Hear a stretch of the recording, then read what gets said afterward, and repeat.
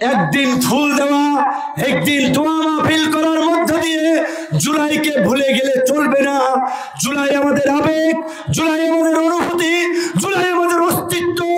আগামীর বাংলাদেশের স্বাধীনতা সার্বভৌমত্বকে রক্ষা করার জন্য জুলাইকে আমাদের সামনে রাখতে হবে। তাই বাংলাদেশের ভবিষ্যতে কোনো নতুন হাসিনা, নতুন আওয়ামী লীগ এবং নতুন ফ্যাসিবাদ তৈরি হতে না পারে, সেজন্য এখন থেকে যে কোনো ধরনের ফাঁসিবাদী তৎপরতার বিরুদ্ধে আমাদেরকে রুখে দাঁড়াতে হবে। ফাঁসিবাদী তৎপরতা শুধু আওয়ামী লীগ চালাবে সেটাই নয়, আমাদের মধ্যেও আমরা দেখতে পাচ্ছি গণ অভ্যুত্থান পরবর্তী সময়ে অনেক রাজনৈতিক দলের নেতাদের চরিত্র স্বৈরাচারী হয়ে উঠছে, অনেকের আচরণ ফাঁসিবাদী দখলদারি হয়ে উঠছে। তাই দলমত নির্বিশেষে জুলাইয়ে যেমনি ভাবে আমরা রাজপথে দাঁড়িয়েছিলাম, বন্দুকের নড়ে মুখে দাঁড়িয়ে হাসিনাকে দেশ থেকে বিতাড়িত করেছিলাম, একইভাবে বাংলাদেশে যদি আগামীতে কোনো ফ্যাসিবাদ মাথাচাড়া দিয়ে উঠতে চায়, সেটা পতিত ফ্যাসিবাদ কিংবা বর্তমান সময়ে গজে ওঠা ফ্যাসিবাদ, তাদেরকেও একইভাবে বিতাড়িত করতে হবে। আমরা পরিষ্কারভাবে বলতে চাই, রাজনীতি অবৈধভাবে টাকা পয়সা কামানো, প্লট সরকারিভাবে প্লট নেওয়া, গাড়ি নেওয়া, নিজের ক্ষমতার অপব্যবহার করে মানুষকে জিম্মি করার নাম রাজনীতি না। রাজনীতি একটা জনসেবা। যারা জনগণের সেবা করবে, জনগণের কল্যাণে কাজ করবে, তারাই রাজনীতি করবে। আমরা পরিষ্কারভাবে বলতে চাই, গণ অধিকার পরিষদ মনে করে আগামীর নতুন বাংলাদেশ বিনির্মাণ করার জন্য আমাদের শিক্ষা ব্যবস্থাকে ঢেলে সাজাতে হবে, আমাদের স্বাস্থ্য ব্যবস্থাকে ঢেলে সাজাতে হবে। কিন্তু অত্যন্ত দুঃখের সাথে বলতে হয়, অন্তর্বর্তীকালীন সরকারের 11 মাসেও শিক্ষা এবং স্বাস্থ্য নিয়ে আমরা কোনো বিশেষ পদক্ষেপ দেখি না। আমরা জুলাইয়ের পরবর্তী বাংলাদেশ কেমন দেখতে চাই? জুলাইয়ের প্রত্যাশা প্রাপ্তি নিয়ে সেমিনার হয়, আলোচনা হয়। জুলাইয়ের প্রত্যাশা কি?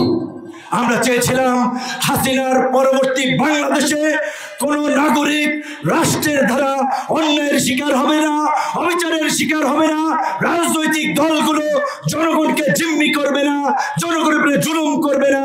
তাহলে এখন কেন আমরা দেখতে পাচ্ছি জনগণের দুর্ভোগ তৈরি করে, রাস্তাঘাট বন্ধ করে, জনগণকে জিম্মি করে আন্দোলন করা হচ্ছে? এগুলো কিসের আন্দোলন?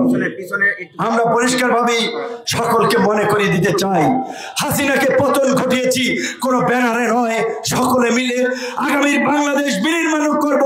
সকলে মিলে কোনো সমস্যা থাকলে সবাই মিলে আন্দোলন করব। কিন্তু কয়েকজন লোক নিয়ে কয়েকদিন পল্টন মোড় ঘেরাও বন্ধ, শাহবাগ বন্ধ। শাহবাগ একটা গুরুত্বপূর্ণ জায়গা, একদিকে পিজি, একদিকে বার্ডেম, একদিকে ঢাকা মেডিকেল, 3টা চিকিৎসা কেন্দ্র দেশের। এবং এই শাহবাগ মোড় অনেকগুলো যোগাযোগের সংযোগ স্থাপন মোড়। সেইখানে যদি বন্ধ করে আন্দোলন করা হয়, মানুষকে জিম্মি করে বন্ধ করে আমরা জুলাই পরবর্তী কিসের আন্দোলন করছি? জুলাইয়ের সনদ ঘোষণা হবে, জুলাইয়ের ঘোষণাপত্র দেওয়া হবে, জাতীয় ঐক্যমত্য কমিশনের আলোচনায় আমরা 2 মাস ধরে সেই আলোচনা করছি। প্রয়োজনে আমরা সব দল মিলে যমুনার সামনে অবস্থান নেব।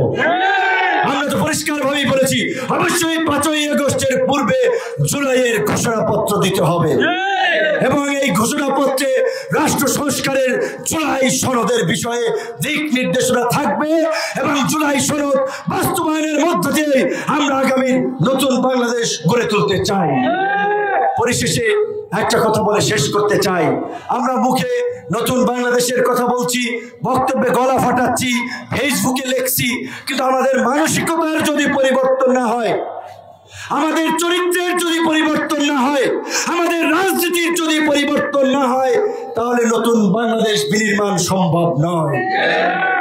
আর নতুন বাংলাদেশ বিনির্মাণের জন্য চাই নতুন নেতৃত্ব, নতুন রাজনীতি, নতুন রাজনীতি এবং নতুন নেতৃত্ব ছাড়া নতুন বাংলাদেশ বিনির্মাণ সম্ভব হবে না। কাজে দেশের জনগণকে বেছে নিতে হবে, আপনারা কি পুরানো রাজনীতির পথে হাঁটবেন নাকি নতুন রাজনীতিকে বেছে নেবেন?